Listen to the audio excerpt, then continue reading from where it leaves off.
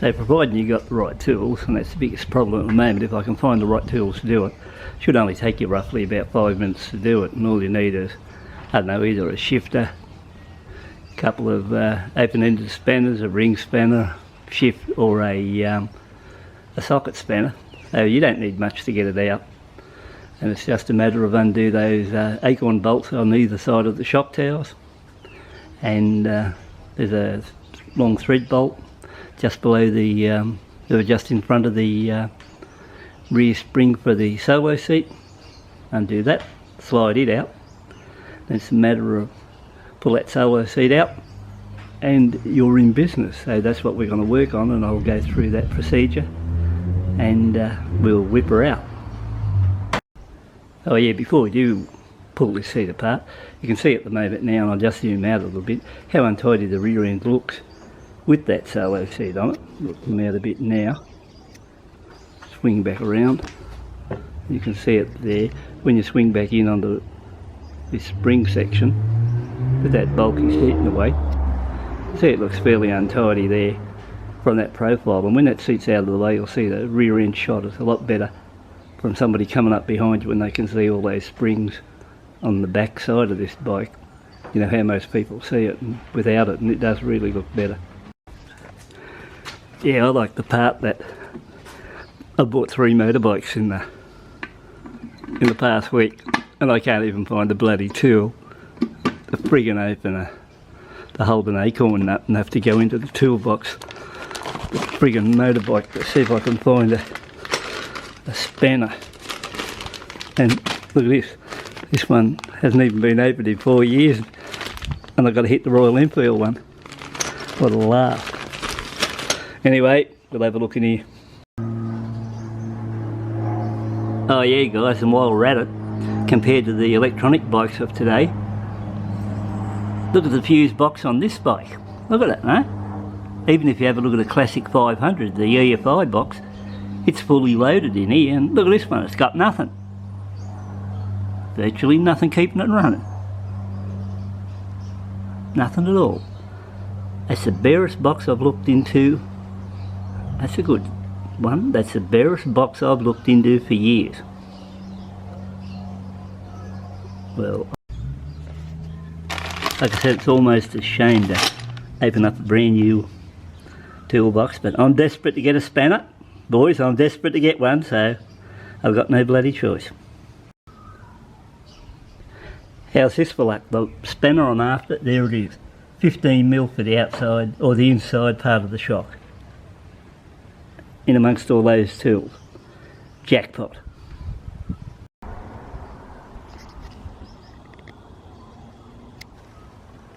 Okay guys, we'll get on to the right side. We need an 18 ring.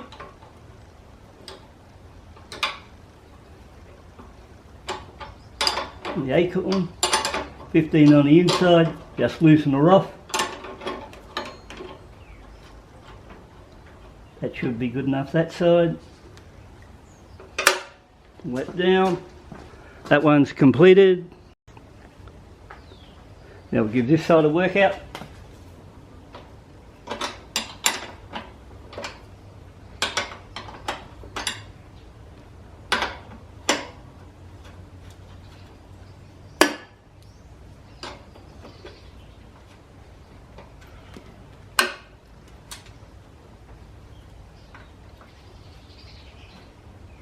All good.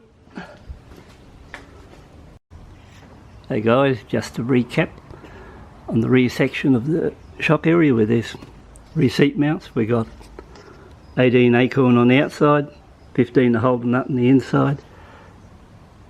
Front part of the seat mounting for the rear solo, you've got a 12mm on one side, 13 on the other. So we'll get into that one and give it a workout. Surprisingly guys, I haven't got tools, but they're just a bit scattered. Like on this old Honda Del Sol here, which we've had here for a while, so I just throw the crap on it. It's lucky I don't toss it over these bikes.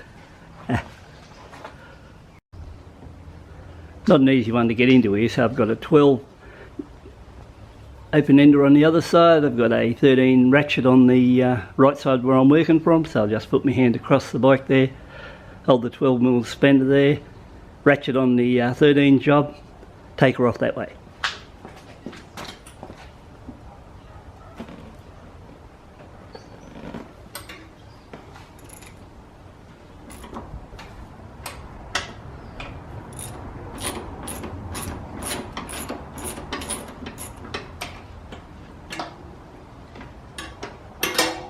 She's off.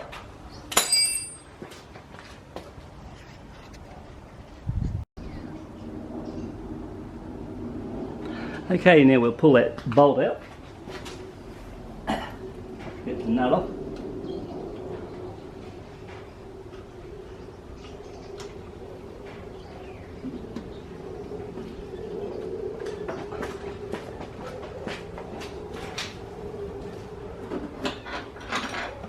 Bolts out. Get this seat out.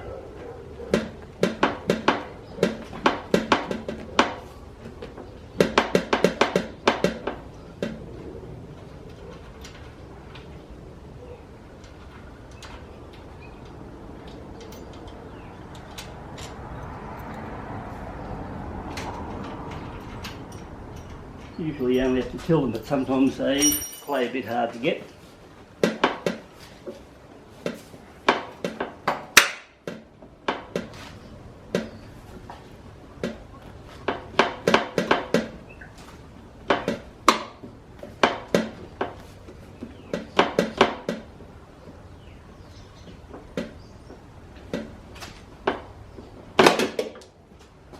And it's off.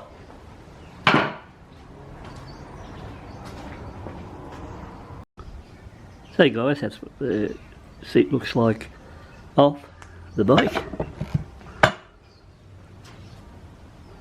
When you have a look at it, I've actually seen some people remove the padding of the seat itself and put this framework back on, and just use this actual frame back on the bike, and then use that part as just a rack. So that's something to think about, but at this stage I'm not doing that. Okay guys, now we're looking at the bike from behind, rear shot, no pillion seat, and I think you'll agree, if you're coming up behind this bike now, up over here, I think a set of 4 springs looks better than that silly seat.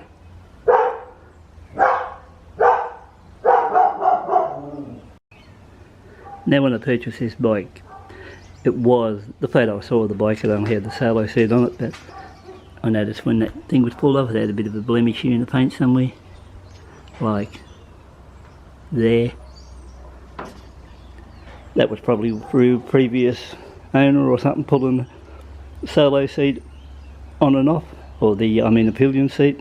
It happens. So if anyone gets into pulling these seats on and off, or they're planning on pulling it off, I would suggest put something under that seat, the solo, before you take it off. So once again, if you're going to take it off, you'll need a 15 here, 15mm spanner, 18 there on a socket, and back in under there 12 and 13.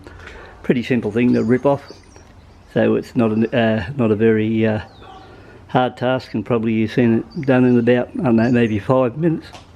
Probably would have been a lot quicker if I had spanners, but you know, like I said, can't win them all. Now while we're at it, we might as well talk about, now what am I going to do with this bike? Well, okay, let's start. You've got the side profile of the bike now, which I think looks better without that silly seat. Now, just for example, look at the back rear guard. Now, first off, wait a minute, just sit this here. This is only just sitting on there, here. See how good I've had this on a previous bike. Wait a minute, that's pretty close. How good does that little rear guard look on it? Not lined up, of course, but just goes to show you our small rear rack looks on the back of them. Maybe brought up to about there. Has to be drilled through the guard to do it, but visually it looks a lot better when you're in front of the bike than what it does sitting there. But it takes away, once again, you take it away bare, just set it back. I don't know whether I'll use this one, buy a bigger one or whatever the case is, but so guys, to sum up, these are the plans or what I think I'll do to this bike. First off, maybe the front rear guard, maybe the tank. They could be sent off, or I'm thinking they could be sent off to the chromer, and I might get those fully chromed. So that's one idea I've got in the pipeline for it. Naturally, this rack will be attached to the rear. So if we start at the front end, headlight grille, mini fly screen, this speedo will probably be replaced, a special style key will be fitted here, these mirrors, they're going, they'll be fitted with really good quality bar end mirrors, special bar end weights, foam grips, they'll go. Special sports exhaust for it, special air cleaner, indicators, they'll be removed, maybe a number plate for the pedestrian slicer for the front, back section, tail light, it goes, indicators go, battery, better quality battery. I think that's about it for starters. Or like, oh yeah, tyres. These rubbish tyres, what the 350s come with, I'll probably go back to the Avon ones. I'll see when I first test ride this bike how they perform, but I've got a set of Avons there that I can put on it, so that'll be something else. Probably go in and just check how these negative and positive leaves are on the battery, because they could be something ready to crap and break, which is a common problem on the 500, so that'll also be a common problem on the 350. The positive and the negatives have been known to, which I'll have to have a look at, positive and over in the neg. They've got a habit of breaking just inside this point here and just there. They'll just snap up and all of a sudden you'll lose power and the party's over. So that's something I've got to look into. After all, we know about this piece, what I have to tape up. But overall, I think they'll be the ones I'll start on and start jazzing it up a bit. But overall, that'll keep me a bit occupied while I'm fooling around up here. Getting a bit hard to get up through this jungle. I think in the next day or two, we're going to hit 10 degrees in the next couple of days, and I think I'll take maybe this Duke out and give it a burn. But anyway, thanks very much for tuning in, and if you want to keep an eye on what goes on with this Enfield, why not think about subscribing to the channel. Thanks for watching.